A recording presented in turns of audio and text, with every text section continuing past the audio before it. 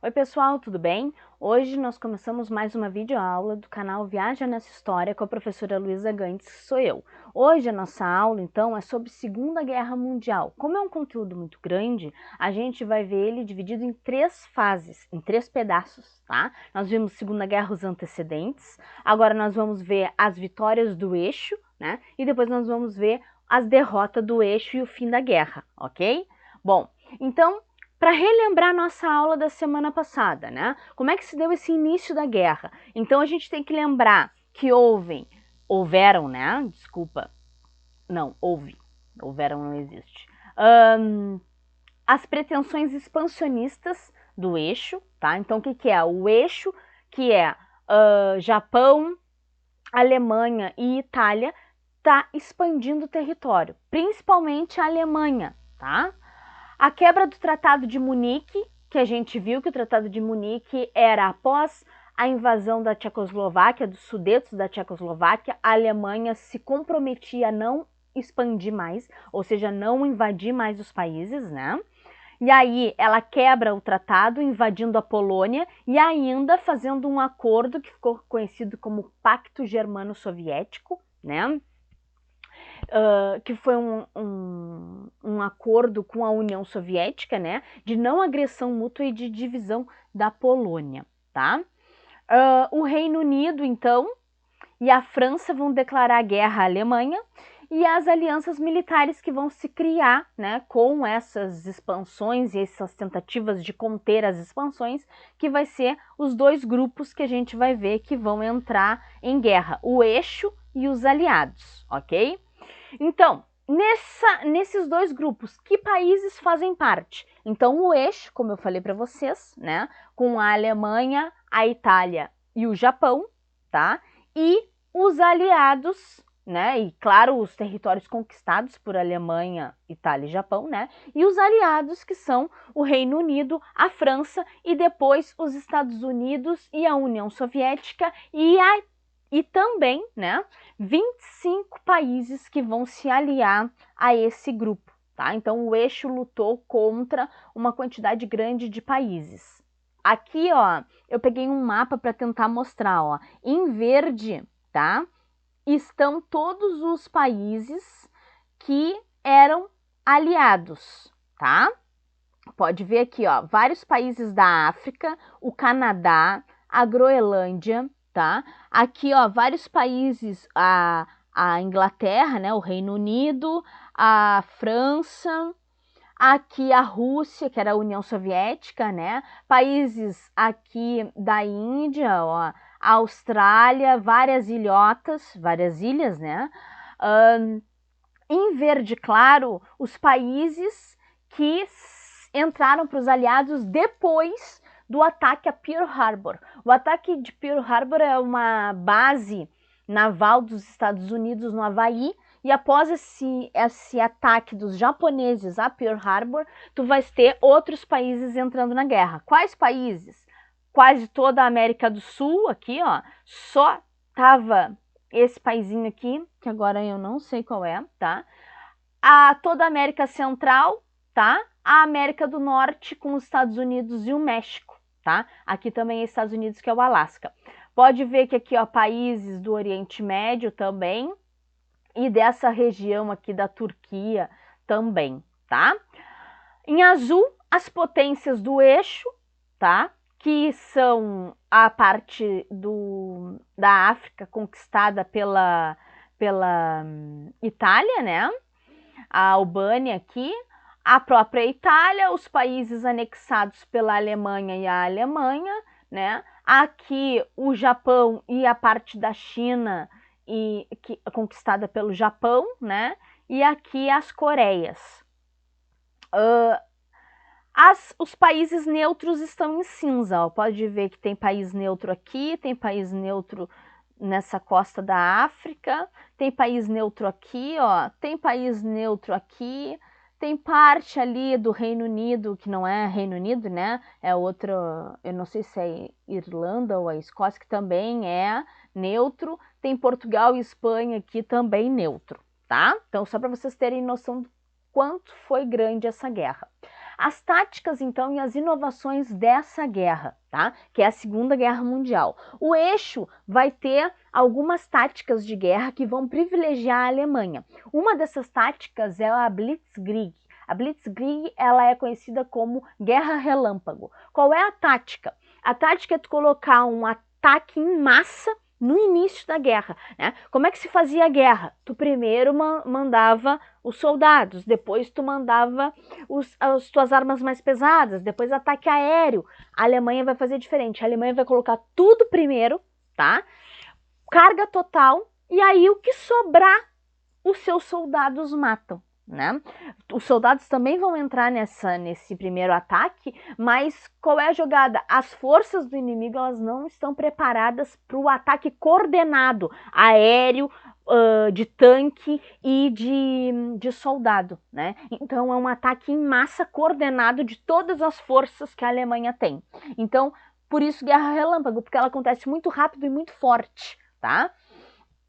Os kamikazes também vão ser uma tática do eixo, mas pelo lado do Japão, né? São os pilotos kamikazes, que é uma tática japonesa na qual o piloto do avião, ele ou carrega explosivos, né?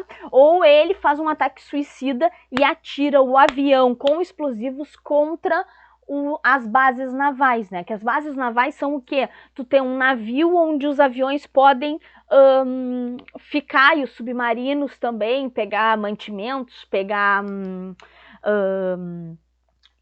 gasolina, né? Então eles, para destruir uma base naval, eles jogam o próprio avião, né? São os pilotos kamikazes. A maioria dos kamikazes ocorreu em 1949, tá? Principalmente na campanha do Pacífico, que é a parte que o Japão lutou, né? As táticas de inovação de guerras, então, dos aliados, tá? Os aliados tiveram várias inovações e táticas de se defender, né? A Força Aérea do Reino Unido, que é chamada de RAF, Royal Air Force, tá? Ela inventou o radar. O radar que nós temos hoje foi inventado pela Força Aérea do Reino Unido para conseguir ver os ataques aéreos da Luftwaffe. Não sei se eu tô falando certo, tá, gente? Não sei falar alemão nem inglês, mas é a Força Aérea Alemã, né? Então, para tentar combater, porque a Inglaterra, o Reino Unido, ele é uma ilha, né? Por que eu falo Inglaterra e Reino Unido? Porque a Inglaterra é um país dentro do Reino Unido. O Reino Unido é a Inglaterra, país de Gales, não me lembro agora se Escócia tá dentro dele ou se é a Irlanda que tá dentro dele, tá? Um dos dois está dentro dele. Então, como ele é uma união de países, né, a gente fala, mas é o Reino Unido, e o Reino Unido inventou o radar para tentar ver quando que os aviões da Força Aérea Alemã estavam chegando para bombardear a ilha, já que a parte naval da Inglaterra sempre foi a mais poderosa, sempre foi não, né? Mas se tornou a marinha mais poderosa, então invadir a ilha que fica a Inglaterra, né? Por navio é inviável. Então, atravessar militarmente por terra não dá porque é uma ilha. Então, a Força Aérea Alemã é que bombardeava a Inglaterra. E aí o radar foi inventado, tá? A bomba atômica, né? Que foi uma disputa, uma corrida tecnológica, né? Tanto da Alemanha quanto da União Soviética, quanto dos Estados Unidos, né? Todas as potências, né, fizeram uma corrida armamentista para ter a bomba atômica, mas os Estados Unidos conseguiu terminar primeiro e detonou 2 bombas atômicas no Japão, tá? E a linha Minot, não é Minot, é Maginot, desculpa. A linha Maginot. O que é a linha Maginot? É uma linha que é praticamente uma muralha, tá? Feita na fronteira entre a França e a Alemanha. Para quê? Para tentar evitar uma invasão alemã na França. Isso a França fez após a Primeira Guerra Mundial, mas a linha Maginot a gente vai ver que não conseguiu conter o avanço alemão nazista, tá? A gente vai ver que são 200 quilômetros de fortificações, tá? Bom, a vitória do eixo, então, dos primeiros anos de guerra, o eixo conquistou a reviria. Ele teve vitórias na África, ele teve vitórias na própria Europa, ele conseguiu invadir a França. Então, tu imagina, tu invadir a potência que te puniu na outra guerra, né? E o Pacífico estava praticamente dominado pelo Japão. Então, o eixo vai ter várias vitórias, né? Na realidade, o problema do eixo, que ele começou a ter derrotas, foi pelo desgaste das suas tropas, já que pelo lado aliado sempre entrava países novos, então se mandava tropas novas para a guerra. A tropa do eixo é a tropa do eixo desde o início da guerra, né? Então é uma tropa que vai se desgastando também ao longo da guerra, e depois a quantidade de países que se uniu contra o eixo, né, se tornou decisiva. Bom, os primeiros anos, como eu disse para vocês, foram de vitórias muito rápidas, né, principalmente por causa da Blitzkrieg alemã, né, e aí isso vai dar uma moral para os nazistas, dizer, olha como a gente é bom mesmo, a raça ariana é a melhor, olha, a gente entra, a gente mata todo mundo, tudo que é tática que a gente pensa dá certo, né? A Alemanha vai conquistar então a Noruega, a Dinamarca, a Bélgica, a Holanda, a França, que eu disse para vocês, a Iugoslávia e a Grécia. Esse entusiasmo com várias vitórias vai gerar a quebra do pacto germano-soviético, aquele pacto Ribbentrop-Molotov, né? Que é o quê? Um pacto de não agressão mútua com a União Soviética. Já que a gente está ganhando de todo mundo, cara, eu acho que a gente vai conseguir ganhar da União Soviética, né? E aí que tá o erro também, né? Vai se iniciar pelos nazistas o que ficou conhecido como Operação Barbarossa, tá? Essa operação foi uma operação de invasão à União Soviética. Então se quebra o pacto de ajuda mútua, né, e não agressão mútua entre os nazistas e a União Soviética, e se tenta invadir a União Soviética. Isso a gente vai falar depois quando o eixo começa a perder, tá? Péssima ideia do Hitler, péssima ideia lutar contra a União Soviética. Aqui na Operação Barbarossa, então, eu expliquei ali, ó, que ele é a quebra do tratado, né, do Pacto Germano-Soviético e invasão da União Soviética pelos nazistas. A queda da França. Já que eu falei para vocês que existia a linha Maginot, como é que os alemães, então, conseguiram invadir, passar por uma muralha, né? Então, a linha Maginot, ela foi pensada no final de 1918, tá? Com o final da Primeira Guerra Mundial. Então, o que foi pensado? Que se fizesse uma muralha a partir do local onde os alemães invadiram em 1914 a França. Então, uma muralha começando pela Bélgica e se estendendo pela fronteira 200 quilômetros, tá? De 15 em 15 quilômetros teria um posto, uma guarita, né? Para que os soldados pudessem averiguar o território. E aí foi visto que ia ficar um espaço aberto da fronteira, mas era um espaço onde tinha uma floresta muito acidentada. O que é acidentada? É cheia de terrenos irregulares, né? E é uma floresta cheia de árvores. Então, por exemplo, dificultaria para um tanque passar, dificultaria para tropas caminhando passar. Então, foi isso que os franceses fizeram. Eles protegeram a linha onde a Alemanha já tinha invadido, tá, da fronteira, e deixaram exposto essa parte da floresta. Só que eles colocaram o 9º Batalhão para defender esse espaço de floresta. O 9º Batalhão não era o batalhão mais forte da França, tá? Ele era um batalhão regular. E aí o que aconteceu? Por onde que os alemães invadiram? Pela floresta, né? Se eu vou deixar uma parte aberta, eu vou deixar uma parte aberta, mas com a minha melhor força de ataque, né? Força de defesa ali. Não, eles deixaram uma defesinha, eles apostaram de que os alemães não tentariam, não iam, por exemplo, se sacrificar, né, por uma floresta de terreno irregular onde ele não poderia fazer a Blitzkrieg, né? Só que a outra opção alemã era passar por uma muralha. Uma muralha tu não vai conseguir passar também. Essa linha Maginot, gente, ela tinha toda uma parte subterrânea, onde tinha mantimentos para os soldados, armas para os soldados, tinha um trenzinho, uns vagões de trens, né, que conseguiam levar esses mantimentos, tinha hospital, tudo subterrâneo. E de tanto em tanto tinha saídas para que os soldados pudessem defender, caso eles fossem atacados, poder sair atrás do inimigo. Então, a linha Maginot, ela era perfeita para defesa, tanto que o alemão nenhum tentou ultrapassar ela. Eles optaram pela floresta, né? Então, foi essa daí. O pânico entre os soldados que estavam na linha Maginot foi tão grande, porque o que acontece? Se a linha tá aqui e a floresta tá aqui, os alemães vieram por aqui, ó, atravessaram a floresta, e os soldados que estavam aqui, eles não tinham tempo de fazer isso para defender, nem de fazer isso daqui. Por que a professora que não tinha esse tempo de fazer essa saída aqui? Não tinha tempo porque as pessoas que estavam fugindo, então os refugiados, as pessoas que estavam fugindo dos alemães, estavam nas estradas. Saíram das suas cidades e foram para as estradas. Então atrapalhou a movimentação da tropa francesa, que tinha que sair da linha Maginot e ir até a cidade que estava sendo atacada pelos alemães. Só que nessa parte, o que aconteceu? Os alemães tiveram um corredor aberto para Paris, que era a capital da França, né? Então a linha Maginot não serviu para nada. Os soldados dessa linha de defesa ficaram surpresos, na realidade, com o ataque. A Alemanha conseguiu uma passagem livre para Paris, dominou a França e até se surpreendeu com a facilidade com que conseguiu dominar, né?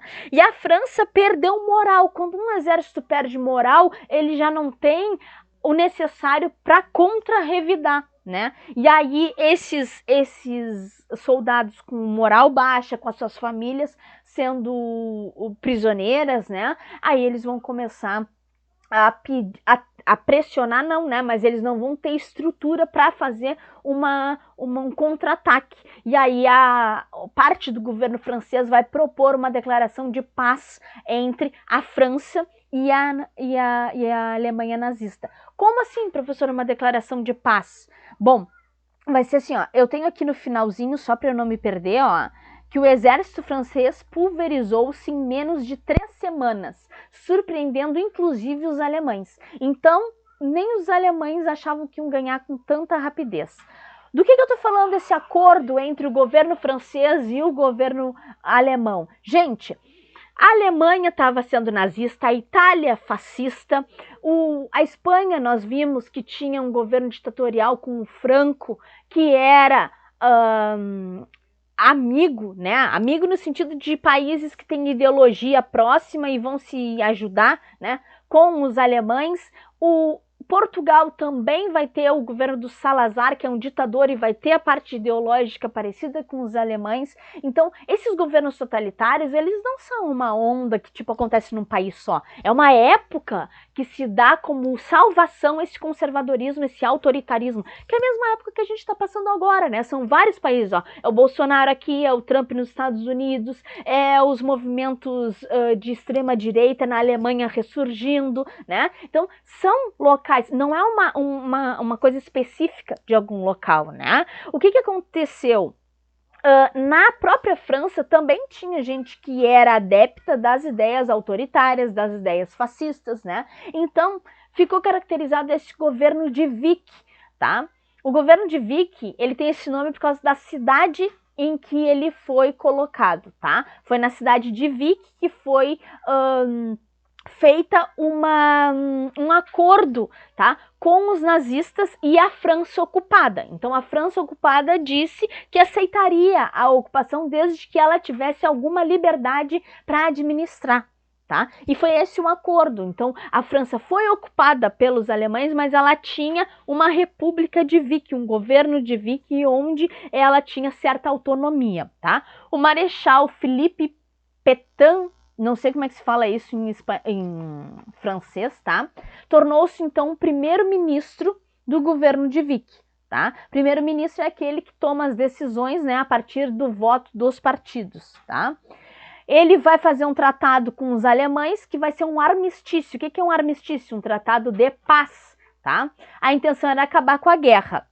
O que ficou como condição desse tratado de paz? 2/5, então, 2/5 da França seriam administradas pelo governo francês, ó. 2 de 5. Então, 2/5 da França seriam administrados pelo governo francês, tá? E 3/5 pelos alemães, tá? Todos os judeus da França seriam enviados para os alemães, seriam entregues para os alemães para ir para os campos de concentração, tá? O exército francês vai contar só com 100.000 homens, tá? Vai permanecer os presos de guerra em cativeiro, tanto os franceses quanto os alemães, tá? cabia à França arcar com os custos da ocupação alemã. Então a França ainda ia bancar os alemães na própria França, para vocês terem noção, ou reconstruir, né, o país com seu próprio dinheiro. E os franceses não poderiam deixar o país, tá? O governo de Vicq, então, sob o controle desse Philippe Pétain, tá? Ele vai ter certa aceitação popular, porque vai se entender que foi uma invasão sem ser uma invasão, e lembrando que tem parte da população que vai ser adepta do autoritarismo que os alemães vão fazer, né? Vai ser trocado o lema lá da Revolução Francesa, vocês lembram quando estudaram no ano passado, ou no 7º ano, né, ou no 2º ano do médio, liberdade, igualdade e fraternidade, liberté, igualité, fraternité, né, vai ser trocado pelo lema trabalho, pátria e família. Então, sabe quando a gente fala que quem fala em Deus, pátria e família, trabalho, pátria e família, ou se falam pátria e família, a gente chama de fascista? Por quê? Porque todo pensamento autoritário que se tem notícia, até hoje, elencou como lema pátria e família, tá? A Inglaterra, então, vai romper com a França, lembrando que a França fazia parte dos aliados, né? Então a França vai deixar momentaneamente de ser parte dos aliados, e vai existir uma resistência francesa, que vai ser conhecida como La Résistance, né, na França, que vai ter pessoas na própria França e os líderes tendo fugido da França e ido para a Inglaterra. Então a Inglaterra vai financiar essa resistência francesa, ok? Agora a gente fala da resistência francesa, então, que vai ser um conjunto de diversos movimentos, tá, organizados com o objetivo de libertar a França dos nazistas e do governo do Vicq, né? Aquele governo de Vicq, que é o governo da cidade de Vicq, né? A França ocupada, então esse governo de Vicq não ficou nem em Paris, Paris ficou com os alemães, né? A França Livre, também conhecida como, vai ser um movimento, tá?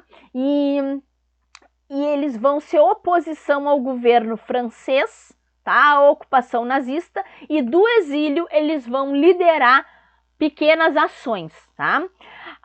O líder deles vai ser Charles de Gaulle, que depois vai ser uma liderança francesa, tá? Quando ele conseguir.